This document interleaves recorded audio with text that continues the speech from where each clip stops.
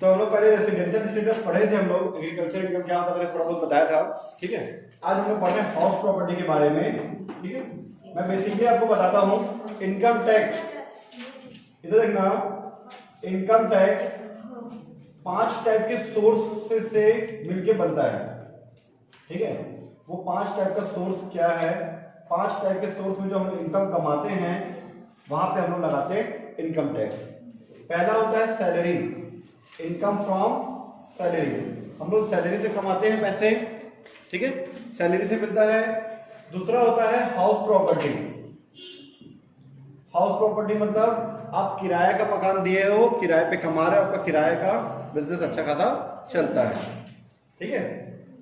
तीसरा होता है पीजीबीपी, प्रॉफिट बिजनेस के लिए, गेन प्रोफेशन के लिए। मतलब प्रॉफिट और gains of business and profession. कोई बिजनेस कर रहा है या कोई, जैसे मैं टीचिंग करा रहा हूँ, टीचिंग से मेरी इनकम आ रही है, तो मैं सैलरी मिल रही है क्या? नहीं। किराए का मकान है क्या? नहीं। ये मेरा प्रोफेशन में आएगा। कोई बिजनेस कर रहा है, सामान बेच रहा है तो बिजनेस कर रहा है, ठीक है, खरीद के लाता है, बनाता है, जो भी है बेचता है, वो बिजनेस में आएगा। तो प्रॉफिट और gain of business and profession, chapter नाम ही वही है, ठीक है। फिर एक होता है कैपिटल गेन। आपके पास पुरखों के या फिर आपके लंबे समय का इन्वेस्टमेंट है, कहीं पे जमीन में पैसा लगाए हो आप, 10 साल 12 साल नया रायपुर में लगा दिए, ठीक है। अब उसके बाद लगाने के बाद आप क्या किए, 10 साल बाद या 5 साल बाद या 6 साल बाद उसको अच्छा खासा पैसा मिला तो उसको बेच दिए, ठीक है। तो बेचने से जो प्रॉफिट होगा, जो प्रॉफिट आप यहाँ पे कमाओगे, उस पर लगता है इनकम टैक्स। अब ये जो चारों में नहीं आता, ऐसी इनकम जो ये चारों में नहीं आती, वो फिर किस में आता है? इनकम फ्रॉम अदर सोर्स, ठीक है, इनकम फ्रॉम अदर सोर्स, ठीक है। अदर सोर्स मतलब जैसे बैंक से ब्याज मिल रहा है, हम लोग पैसा जमा है, 10,000 रुपये जमा किए हम लोग, खाते में रखा हुआ है, तो बैंक वाले हमको 800 रुपये दे दिया, 500 रुपये दे दिया, जो भी है, आपको ब्याज मिला, ठीक है। केबीसी में खेलने का मौका मिल गया आपको, अब वहाँ से आप 1 करोड़ रुपये जीत गए, वो हो गया। लॉटरी वॉटरी में पैसे लगाए, कौन सा? लीगल वाला। सट्टे में पैसा लगा, कौन सा? लीगल वाला। इलीगल वाला हमारे यहाँ कोई काम का नहीं है, ठीक है। लीगल चीज़ों में पैसे लगा रहे हैं हम लोग, वहाँ से पैसे आ रहे हैं। तब अगर इलीगल भी आया है लेकिन आप उसको पूरा डिफाइन करते हो तो फिर वो लीगल माना जाता है उसको, ठीक है। वो डिपेंड करता है, उसको छोड़ दो, फिलहाल हमको उतना नहीं आगे तक नहीं जाना है, ठीक है। तो ये सब चीज़ें जो पैसे आ रहे हैं, ठीक है। एक कंपनी में पैसे लगाए हो आप शेयर्स में, तो वहाँ से डिविडेंड आ रहा है, या इंटरेस्ट मेरा डिवेंचर पैसे लगाए तो, ठीक है। गवर्नमेंट की कोई सिक्योरिटीज परचेज की, गवर्नमेंट वगैरह में पैसा लगाया है प्रोजेक्ट में, तो वहाँ से पैसा आ रहा है। तो ये सारी चीज़ें जो है ब्याज वगैरह इसमें आ जाता है, ठीक है। क्या क्या चीज़ें आएगा मैं सारा चीज़ में बताऊँगा, ठीक, ये चीज़ें, ठीक है। ये 4 चीज़ें मैं ठीक कर रहा हूँ ना, ये एक्चुअल बेसिस पे इनकम होगा तभी आपको टैक्स लगता है। आपको सैलरी मिलेगा तभी आपको टैक्स लगेगा। बिजनेस से प्रोफेशन में आपको प्रॉफिट होगा या कोई गेन होगा, मतलब कोई चीज़ होगा, तो आपको टैक्स लगेगा। कैपिटल गेन मतलब कोई आप एसेट सेल कर रहे हो, उसमें आप कमा रहे हो तो आपको लगेगा, इसमें भी आपकी इनकम है तो लगेगा। पर इसमें वो बोला मैं एक्चुअल बेसिस पे बोला ना, मतलब वास्तविक आधार पे ना, एक्चुअल क्या बोलते हैं, हाँ, वास्तविक आधार पे आप कमाओगे तो लगेगा, नहीं कमाओगे तो नहीं लगेगा। पर हाउस प्रॉपर्टी में आपके पास जैसे 2 मकान है, 2 हाउस है, और आप बोलते हैं दोनों मकान मेरे नाम से है, और आप एक बोलते हैं मम्मी पापा रहते हैं और एक हम रहते हैं, तो गवर्नमेंट की नज़र में आप कोई भी एक मकान को ये मानोगे कि आप सेल्फ रहते हो, खुद रहते हो, सेल्फ, है ना, और दूसरे मकान को आप क्या दिए हो? रेंट पे दिए हो। चाहे आपके पास 10 मकान हो, 10 मकान में आपके पूरे परिवार रहते हो, अगर वो आपके नाम से है पूरे 10 के 10 मकान, तो कोई एक मकान को आपको क्या रखना पड़ेगा? सेल्फ, और बाकी 9 को आपको क्या मानना पड़ेगा? किराए पे है, किराए पे है। और जो भी किराया उस एरिया का जो बनेगा वो पूरा चार्ज होगा और उसका आपको टैक्स देना पड़ेगा, चाहे वो 1 रुपया भी किराया ना कमाया हो। उसको बोलते हैं हम लोग नोशनल बेसिस, ठीक है। ये नोशनल पॉइंट हम लोग पहले भी पढ़ चुके, कॉस्ट अकाउंट में नोशनल प्रॉफिट लिखते थे, कॉन्ट्रैक्ट अकाउंट में, मतलब माना गया इनकम, ठीक है, माना गया नोशनल बेसिस पे। तो हमारा जो हाउस प्रॉपर्टी जो हम लोग पढ़ने वाले हैं, उस हाउस प्रॉपर्टी में आप एक्चुअल में जो कमाओगे उस पर भी टैक्स लगेगा। अगर आप टैक्स शो नहीं कर रहे हो और आपके पास बहुत सारे मकान है या फ्लैट है, तो उस पर भी गवर्नमेंट जो है एक मकान पे सेल्फ देती है कि भाई ठीक है आप स्वयं रहते हैं, उस पर आपको किराया नहीं मिलेगा, किराया नहीं मिलेगा तो उस पर कोई टैक्स लगेगा, लेकिन बाकी उस पर आपको टैक्स लगेगा। जो भी वहाँ का एक्ट जो रहता है, एक्ट के हिसाब से नगर निगम अपना मूल्यांकन करता है और उसके हिसाब से उसको टैक्स लगाता है। ठीक है, तो बाकी में सब एक्चुअल बेसिस पे चलता है, एक्चुअल में जो कमाओगे उस पर, और इसमें दोनों होता है, एक्चुअल बेसिस पे भी और नोशनल बेसिस पे, दोनों टाइप का होता है। ठीक है, तो उसको हम मिटा देते हैं।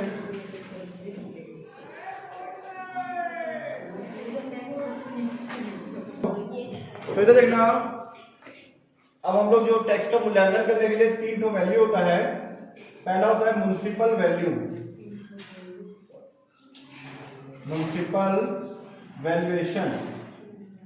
ठीक है, और दूसरा होता है फेयर रेंट, उचित किराया। ठीक है,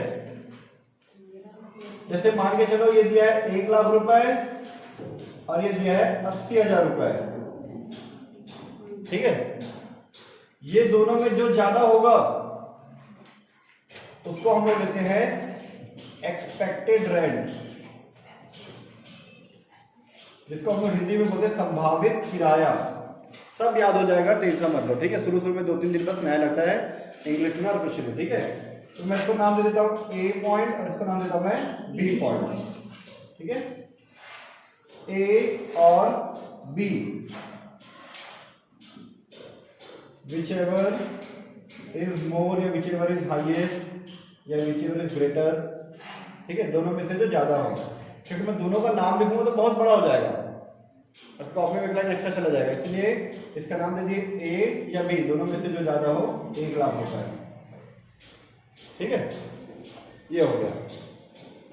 इसी में एक सी पॉइंट होता है स्टैंडर्ड रेट, रेंट, सॉरी ना, स्टैंडर्ड रेंट। ठीक है, 90,000 अगर दिया हुआ है तो, ठीक है, ए और B whichever is more but not more than C। आप लोग वीडियो में जाके अच्छे से देखना, क्योंकि मैं तो मिटा मिटा के लिख रहा हूँ, समझ में नहीं आएगा। ये रहने दो, उसको अलग अलग पॉइंट बनाते हैं तो लिख लेना। ठीक है, क्लियर होगा। ए और बी whichever is more, इसको रहने दो, उसको सेकंड पॉइंट लिखता हूँ। ठीक है, ये हमारा आंसर कितना था, 1 लाख रुपए। ठीक, एक्सपेक्टेड रेंट। सेकंड पॉइंट इसी में ही हमारा है, ए पॉइंट है म्युनिसिपल वैल्यू, म्युनिसिपल वैल्यू या वैल्यूएशन। ठीक है, जो नगर निगम वो करती है 1 लाख रुपए। ठीक है, बी पॉइंट हमारा है फेयर रेंट, फेयर रेंट, वो मान के लिखता है 80,000। 80 पॉइंट हमारा स्टैंडर्ड रेंट, स्टैंडर्ड रेंट मान के चलो वो 90,000 है। इसका ये मतलब है कि अगर ये दोनों में जो ज्यादा होगा उसको लेंगे, पर इससे ज्यादा नहीं होना चाहिए, स्टैंडर्ड रेंट से ज्यादा नहीं होना चाहिए। ठीक है, एक्सपेक्टेड रेंट, एक्सपेक्टेड रेंट, यानी कि मैं ए और बी, ए या बी दोनों में से जो ज्यादा हो। ठीक है, whichever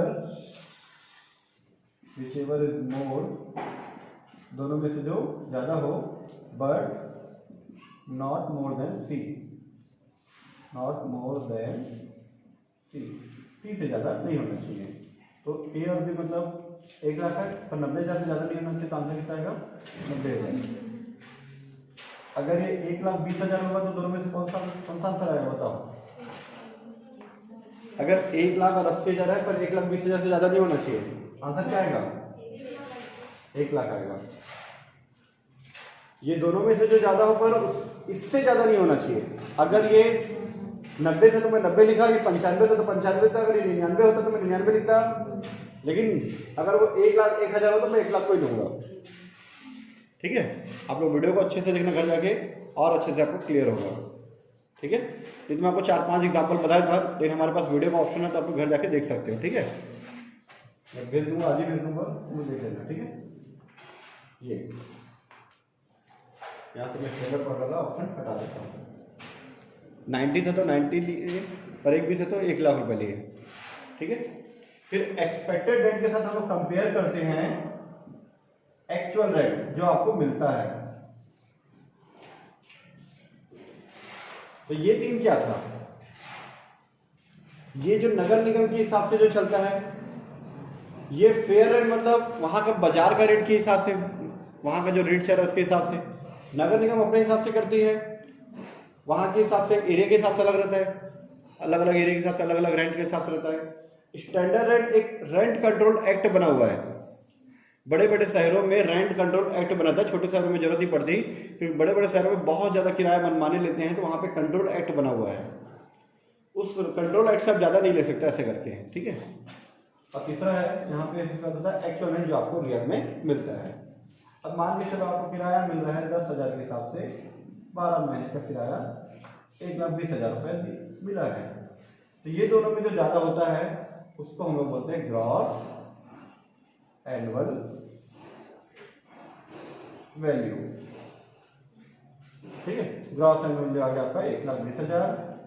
अब आप 1,20,000 रुपये कमाए हो मकान से, मकान का टैक्स भी तो पटाए होंगे, नगर निगम टैक्स पटाना पड़ता है ना, ठीक है।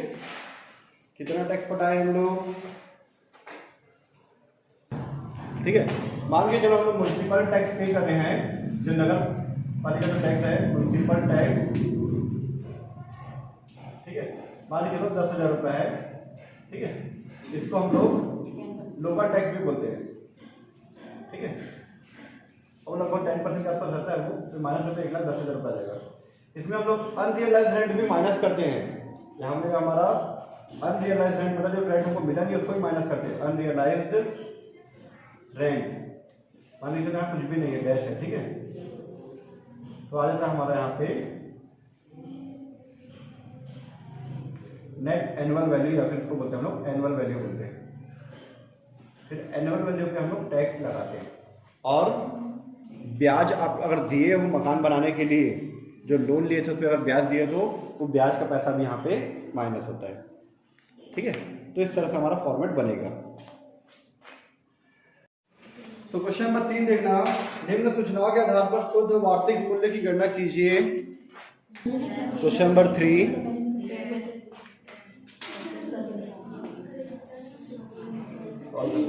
चार मकान का दिया हुआ है, बहुत ज्यादा हो गया।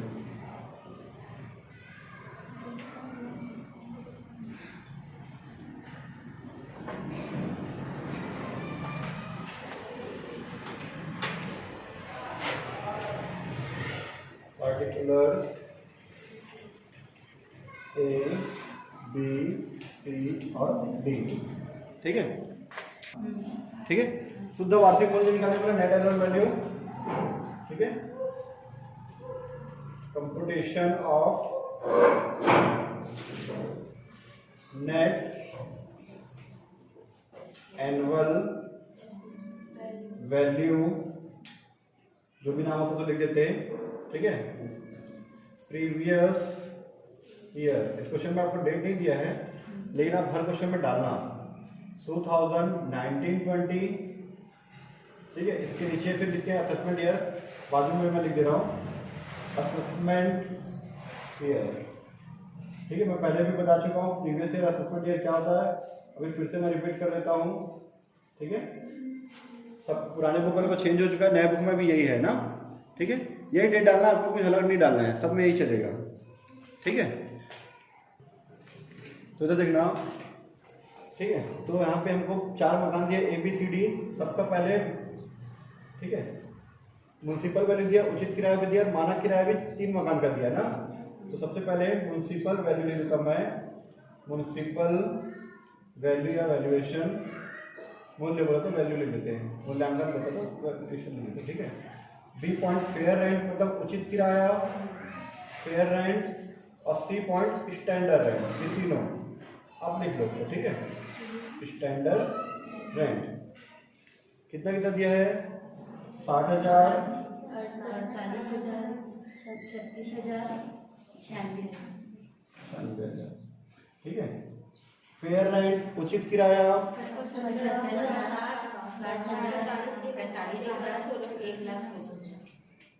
45,000 1,16,000। ठीक है। स्टैंडर्ड में पहला वाला डैश मानक किराया, दूसरा 72,000 1,15,000। ठीक है। ठीक है। ये तीनों को कंपेयर करके हम लोग निकालते हैं एक्सपेक्टेड रेंट। पॉइंट नंबर 1 डाल दिया मैंने, एक्सपेक्टेड रेंट। यहाँ लिखेंगे हम लोग म्युनिसिपल वैल्यू और फेयर रेंट दोनों में से जो ज्यादा हो, तो ए और बी। ठीक है, विच एवर इज मोर। ठीक है। ठीक है, whichever is more but not more than C. ठीक है। ए और बी से जो ज्यादा वो चलेगा और सी से ज्यादा नहीं होना चाहिए, तो इसमें तो है ही नहीं, तो दोनों में से कौन सा ज्यादा? 75,000। ठीक है। फिर इसमें 48 और 60 में 60 ज्यादा पर 72 से ज्यादा नहीं है, तो 60,000 ही आएगा।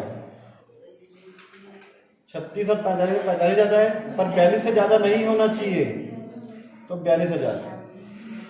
ठीक है। 36 और 45 में 45 ज्यादा है पर इससे ज्यादा नहीं होना चाहिए। यहाँ पे ये दोनों में ये ज्यादा था पर इससे तो कम है, तो 60 का 60। 96 116 ये दोनों में से ये ज्यादा है पर इससे ज्यादा नहीं होना चाहिए, तो 1,15,000। ठीक है। ये हो गया हमारा एक्सपेक्टेड रेंट आ गया। अब इसके बाद बनाएंगे हम लोग एक्चुअल रेंट, वास्तविक किराया। एक्चुअल रेंट क्या क्या दिया हुआ है देखते हैं हम लोग। 69, 54, 54 के बाद 120। ठीक है। ये दोनों में जो ज्यादा होता है वो हमारा बन जाता है ग्रॉस एनुअल वैल्यू। ठीक है, ग्रॉस एनुअल वैल्यू। ठीक है, 1 और 2। ठीक है, 1 और 2 which ever is more, which ever is मोर। ठीक है, तो दोनों में कौन सा ज्यादा? 75, 60, 42, 120। ठीक है, इसमें लेस करते हैं, माइनस का साइन डाल भी सकते हो। ठीक है, दो चीजें, म्युनिसिपल टैक्स और अप्राप्त किराया, अनरियलाइज्ड रेंट। ठीक है, म्युनिसिपल टैक्स कितना कितना दिया है? अगर पेमेंट होगा तो माइनस करेंगे, पेमेंट नहीं हुआ है तो माइनस नहीं करेंगे। और मकान मालिक दिया है तो माइनस करेंगे, किराएदार दिया तो माइनस नहीं करेंगे। मकान मालिक अगर पेमेंट किया है तो माइनस करना, अदरवाइज मत करना। ठीक है, तो नगर पालिका कर दिया लिखा है, इसी में साफ साफ लिख दिया है, दिया 6,000 रुपए, 4800 हो गया, 36, 96।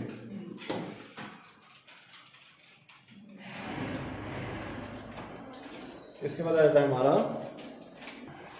ठीक है, माइनस करेंगे आ जाएगा 1,10,400। ठीक है, यह आ जाएगा 69,000 रुपीज, 55,200,